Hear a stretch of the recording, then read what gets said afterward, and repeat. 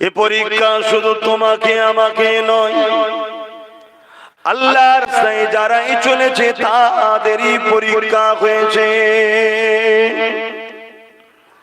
তবে মনে রাখো, কিছুটা রাস্তা চলে যাবার পরে আল্লাহ যখন তোমাকে পরীক্ষা নিয়ে কমপ্লিট হয়ে যাবে, তোমাকে যখন তিনি তেনার আপন বলে ঘোষণা করে দেবে, মনে রাখবে পা তোমার থাকবে, চলন কিন্তু আল্লাহর সাহায্যে হবে। হাত তোমার থাকবে, ধরা কিন্তু আল্লাহর সাহায্যে হবে। মুখ তোমার থাকবে, কথা কিন্তু তোমার রব আল্লাহর হয়ে যাবে।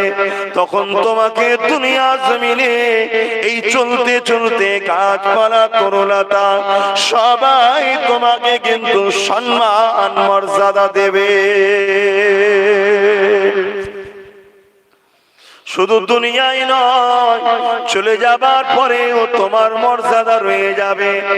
আজ থেকে 850-900 বছর কম বেশি আগে গরিবে নওয়াজ আল্লাহর রাস্তায় চলেছিল। দুনিয়া একটু পরীক্ষা হয়েছিল পৃথ্বীরাজ চৌহান পরীক্ষা দ্বারা। ওই পৃথ্বীরাজ চৌহান ধ্বংস হয়ে গেল। গরিবে নওয়াজে দরবারে আজো কোটি কোটি মুসলিম অমুসলিম সবাই এখনো তাকে কাছে যাচ্ছে।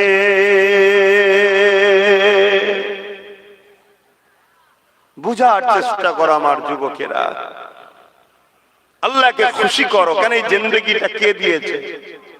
বলো বলো বলো বলো। এখনো তিনি দয়া করে তোমায় আমায় বাঁচিয়ে রেখেছে। গত বছর তোমাদের এই এলাকায় এসেছিলাম, হয়তো অনেক মানুষ জলসা শুনেছিল, তারা আমাদের মধ্যে অনেক হয়তো কবরে চলে গেছে, কিন্তু আজকে আল্লাহ আমাকে আবার নিয়ে এসেছে। এটা দয়া, তার দয়া করে বাঁচিয়ে রেখেছে। তার দিয়া জিন্দেগি নিয়ে তাকে কষ্ট দিয়ার কাজ করুন, অর্থাৎ তিনি যেটা অপছন্দ করে। আল্লাহকে রাজি করেন, আল্লাহকে খুশি করেন। আল্লাহ যে কাজে খুশি হবে ওই কাজ তোমাকে আমাকে করতে হবে। এই যুবক শুনে রেখে দাও, জেনে রেখে দাও, এই জমিনের উপরে তুমি আমি যখন আল্লাহ বলে যখন একবার ডাকি, আমার আল্লাহ খুশি হয়ে যায়, সঙ্গে সঙ্গে তোমার ডাকে 10 বার সাড়া দেয়। এই জমিনের উপরে তুমি আমি যখন আল্লাহর রাস্তায় কদম ফেলে ফেলে এগিয়ে যাই, যেমন এই যে মাহফিলটা তুমি আমি কদম ফেলতে ফেলতে এগিয়ে এলাম, আমার আল্লাহ রহমত তোমার আমার দিকে ছুটে ছুটে আসতে লেগেছে। তাই তো নবী পাক জানিয়ে দিলেন, এই মাহফিলে যারা বসে আল্লাহ খুশি হয়ে তাকে পুরস্কার দেয়। কি পুরস্কার দেয়? মাহফিলে বসে থাকা তরুণ যখন আখিরি দোয়া হয়ে যাবে, ওই দোয়া নিয়ে যখন ঘরে ফিরে যাবে, আল্লাহ পাক তাদের ছোট ছোট গুনাহ মাফ এমনি করে দেয়। আর এই মাহফিল গুলোতে আসলো, এই মাহফিলে বসলো, আলেমদের জবান থেকে শুনলো, ওরে আমার আল্লাহর বান্দা বান্দি রে, তোমার আমার আল্লাহ কত দয়ালু, তুমি অন্যায় করতে ভালোবাসো, তোমার আমার আল্লাহ মাফ করতে ভালোবাসে। আলেম তোমাকে শোনালো, বাবারা তওবা করে নাও, তওবা করে নাও, কেননা তওবাকারীকে আল্লাহ পছন্দ করে। আলেম তোমাদেরকে শোনালো, বাবারা তোমরা গুনাহ করে ফেলেছো, আল্লাহ পাক জানান, নবী পাকের মাধ্যমে আমরা পেয়েছি, তাই তোমাদেরকে শুনিয়ে দিই, যখন কোন আল্লাহর বান্দা, যখন কোন আল্লাহর বান্দি অন্যায় কাজ করতে যায়, পাপ করতে যায়, ওই সময় আমার আল্লাহ ডেকে ডেকে বলতে লাগে, ওরে আমার দাসী রে, গান শুনতে যাস না, অন্যায় যাস না, সিনেমায় যাস না, যাত্রায় যাস না, ও কোনো তোদের জন্য ঢোকার জায়গা, ও কোনো দুনিয়ার পরীক্ষার ফাঁদ, ওই জায়গাতে যাস না। এটা তো শয়তানের একটা বুনা জাল, ওই জালে তোদেরকে জড়িয়ে দে, তোদের আল্লাহ আমি আমার থেকে তোদেরকে সরিয়ে দেয়। ওরে আমার দাসী রে, আমি আল্লাহকে দিয়ে তোরা খুশি নয়, আমি আল্লাহ যদি তোদের চোখ না দিতাম, চোখে যদি অন্ধ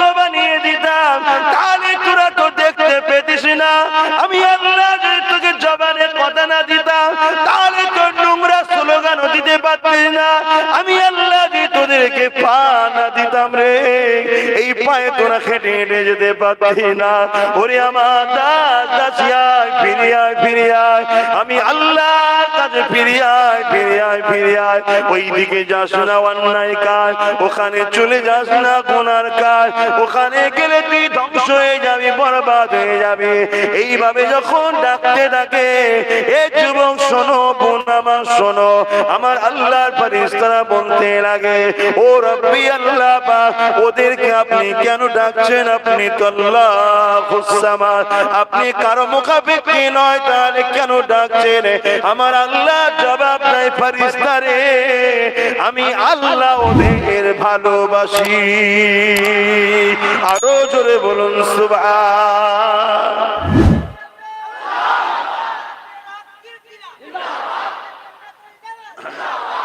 কিন্তু আজকের দিনটা আমার ভাইগুলো, তোমরা সব এসে বসেছো না, আমরা সবাই কিন্তু পাপী।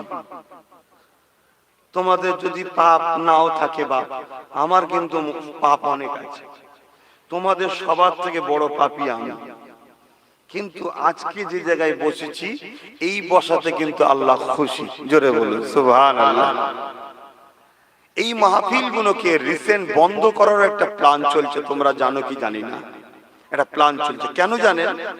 1 বছর ধরে ধরেন না তোমাদের ঘরে শয়তান বুঝিয়ে বাজিয়ে পাপ করায়, কিন্তু আজকের এই মাহফিলের বরকত কত। এই যে আলোচনা শুনছো, শুনতে শুনতে মনের মধ্যে একটা আল্লাহর মহব্বত, ভালোবাসা ঢুকছে না, ঢোকে না? লাস্টে যখন তওবা পড়ানো হবে, তওবা করবে না, করবে না? আল্লাহ বলছে তওবাকারীকে এত ভালোবাসে, যেমন মায়ের পেট থেকে বেরোলে কোনো গুনাহ থাকে না, ওই রকম বেগুনাহ বানিয়ে দেয়। জোরে বলুন সুবহানাল্লাহ।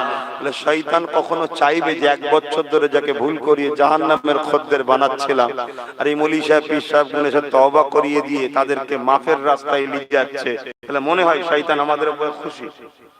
এই শয়তান এই মাহফিলের উপরে খুশি। এই মাহফিলের বিরোধী যারাই করে তারা শয়তানের চালা, এটা মনে রাখবেন। এটা কোরআন ও সুন্নাহর মাহফিল। কিন্তু দুঃখ হচ্ছে এটাই, তারা যতটা না ক্ষমতা পেত বন্ধ করার, তাদেরকে সহযোগিতা আমরাই করে বেড়াই। এটা হলো দুঃখ। খুব ভালো করে বোঝেন, ওই বান্দাকে ডাকতেই থাকে আল্লাহ। যদি কোনো বান্দা ওই পাপ রাস্তায় যেতে গিয়ে হঠাৎ করে তার মনে পড়লো, লা হাওলা ওয়ালা কুওয়াতা ইল্লা বিল্লাহ, হায় আমি কোথায় যাচ্ছি, আমার আল্লাহ নারাজ, আমাকে বাঁচিয়ে রেখেছে তিনি, খাওয়াচ্ছে তিনি, অস্তিত্ব দিচ্ছে তিনি, এই জবানে কথা দিয়েছে তিনি, মুখ দিয়েছে তিনি, পা দিয়েছে তিনি, সুন্দর চেহারা দিয়েছে তিনি। আমি যদি বিচ্ছিরি কুৎসিত দেখতে হতাম, অন্ধ হতাম, পঙ্গ হতাম, কেউ আমায় গুরুত্ব দিত না, কেউ আমায় নিয়ে যেত না, হায় আমি কোন জায়গায় যাচ্ছি, এইটা ভেবে কেউ যদি আল্লাহর ভয় ও ভালোবাসায় তওবা করে একবার ফিরে আসে, সূরা রহমান বলছে লিমান খাফা মাকাম রাব্বিহি জান্নাতান। এ যুবক, এ বোন, তোমার আমার আল্লাহ এত দয়ালু, ওই ভয়কারী, ওই তওবাকারী, ওই আল্লাহর প্রেমিক বান্দা বান্দীকে একটা নয়, 2টো জান্নাতের মালিকানা বানিয়ে দেয়। জোরে বলুন সুবহানাল্লাহ। যখন বারবার ডাকে, যদিও কোনো বান্দা বান্দি ডাকে সাড়া না দিয়ে পাপ কাজে চলো যায়। ধরুন বুঝাবার জন্য বলছি, যাত্রায় হয়তো চলেই গেল, সিনেমায় হয়তো চলেই গেল, গানের আসরে হয়তো বসে গেল। এই গানের আসরে যখন চলে যায়, বসে থাকে, এ যুবক তোমার দিলকে প্রশ্ন করো, যিনি শাইউল কাদির, যিনি এমন একটা বিমার দিয়েছিল কিছুদিন আগে, দুনিয়ার কেউ তাকে চোখে দেখতে পারেনি। পৃথিবীর সমস্ত দাদারা ভয়ে ঘরে ঢুকে দরজা লাগিয়ে দিয়ে বসে আছে, স্ত্রী স্বামী আলাদা হয়ে গেছে, কারণ এক জায়গায় হলে বিমার হয়ে যেতে পারে তাদের ধারণা। নাউযুবিল্লাহ। ইসলামীটাকে ইজাজত দেয় না। ইসলাম ইজাজত দিয়েছে কি, বিমারের কখনো ক্ষমতা নাই আল্লাহর বিনা হুকুম ছাড়া কারো কাছে যেতে পারে। তবে হ্যাঁ, পরিবেশ বলে একটা জিনিস আছে, ওই পরিবেশে মানুষ যখন এই দূরত্বটাকে বজায় রাখে, তাকে কষ্ট দেবার জন্য তার কাছে যাওয়া উচিত না, হবে না, শোভা পাবে না। তাই আসুন, আমি যেটা বলতে চাইছিলাম, এ যুবক পৃথিবীর শক্তিগুলো যারা কিনা পরমাণু বোমা তৈরি করেছে, যারা কিনা একটা ফোনের হুমকিতে এত বড় বড় দাদা রয়েছে, একটা দেশকে না এক মুহূর্তে উড়িয়ে দেবে, এত বড় ক্ষমতাশালী, এত বড় বড় দাদা, সব দাদাকে আমার আল্লাহ কি এমন দিল জানি না, কেউ ভাবতে পারে না। সব ঘরে ঢুকিয়ে দিয়েছে গো সেই আল্লাহ পাক। তথাপিও তোমাকে বলে, বান্দারে আমি তোকে ডাকলাম, আমার কথা তুই শুনলি না বান্দা, তুই গানে চলে গেলি, তুই যাত্রায় চলে গেলি। হায় রে আফসোস, শুনে রেখে দেন, আমার আল্লাহ পাক কুদরতি নজরে তোমায় আমায় দেখতে থাকে। এটা দেখে ফারিস্তারা কাঁদে আর বলে, ও আমার আল্লাহ, আমরা তো তোমার অনেক ইবাদত বندگی করি আল্লাহ, কেন ওদের দিকে এত তাকিয়ে আছো? আমার আল্লাহ আবার বলে, বান্দার ইস্তারে আমি কারো মুখাপেক্ষী নয়, তবে ফারিস্তা ওটা তো আমারই সৃষ্টি, আমারই দাস দাসী বান্দা বান্দি। আমার নিজাম কখনো পাল্টাবে না, আমার আইন কখনো পাল্টাবে না। শয়তানের ধোঁকায় চলে গেছে, যদি ফিরে আসতো আমি আল্লাহ মাফ করে দিতাম। এইভাবে যখন তুমি পাপে লিপ্ত হয়ে যাও, তোমার কাঁধে যে ফেরেশতা আছে যখনই গুনাহ লিখতে যায়, শোনো গো যুবক, কোন আল্লাহ থেকে দূরে আছো তুমি আমি, আসো ফিরে আসো, মসজিদ গুলোকে আবাদ করো।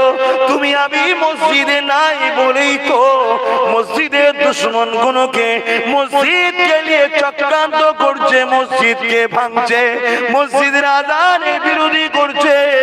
যখন ভাঙতে যায় তখন মিছিল করছো। আগে থেকে যদি তুমি আমি মসজিদ গুলোকে আবাদ করে রাখতাম, তাহলে জমিনের উপরে কোন শয়তানের চালার ক্ষমতা ছিল না। নাই সত্যের জায়গা মসজিদের দিকে আগুন তুলে দেখাবে।